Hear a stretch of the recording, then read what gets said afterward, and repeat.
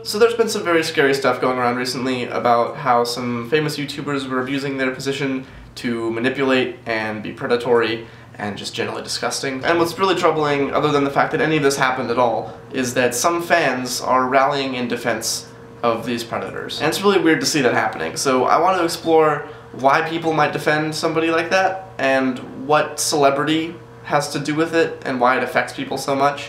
And I want to do that by exploring this idea in sociology called parasocial interaction. So let's talk about how our brains work. We're always looking around at people, we're observing their behavior, their gestures, their speech, and forming opinions based on that information. Are they nice or mean? Friend or foe? This idea is called person perception. It's the way that we take in and process information about the people around us. We do this automatically in like an instant, right? You start doing this in the first seconds of meeting a person, and when you observe that person over a long period of time, then the mental image that you have of them gets reinforced. So now let's introduce mass media to that equation. All these media allow us to observe people in almost the same way that we would observe the people around us, our friends, right? The same mental processes are at play. All audiovisual mass media allow for this kind of one-sided intimacy at a distance, something media theorists and sociologists refer to as parasocial interaction. When someone says that they love Justin Bieber, they don't actually love Justin Bieber. They're in love with a constructed mental image of Justin Bieber, a persona. And what's important to remember is that this public persona is not a complete picture of who a person is. So if you've been watching CTFXC or the Shaytards or the Vlogbrothers for a long time,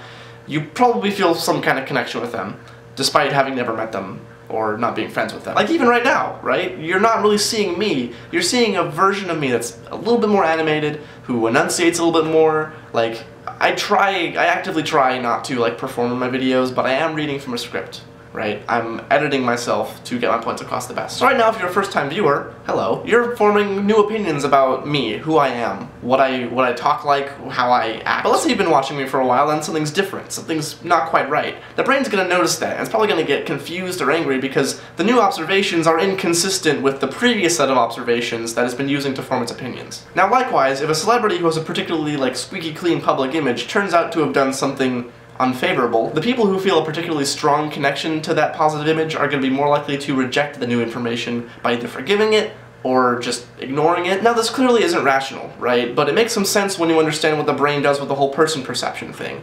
It's looking for patterns, and it doesn't like it all that much when those patterns get all fricked up. So the question is, how do we keep those things from happening? How do we make sure that people aren't idolizing internet celebrities to the point where they just won't accept any negative information about them? To answer that, I'm gonna borrow from the Vlogbrothers here. There's this truism that you should imagine people complexly. We need to acknowledge that the images of people that we see in our media are just that, images. And images are treacherous. When I tell people I'm from Los Angeles, I often get asked, do you know any famous people?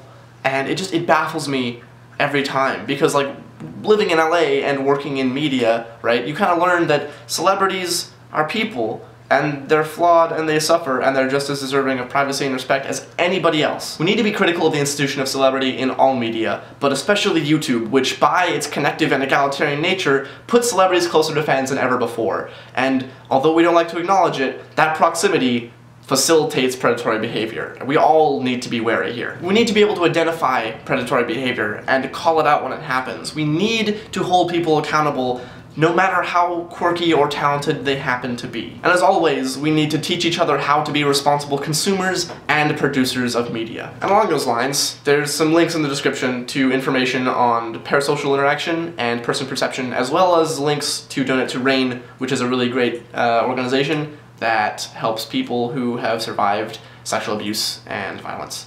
So, do that. Sorry to get so heavy in this video, but this is important information, I think. So, I hope that you learned something.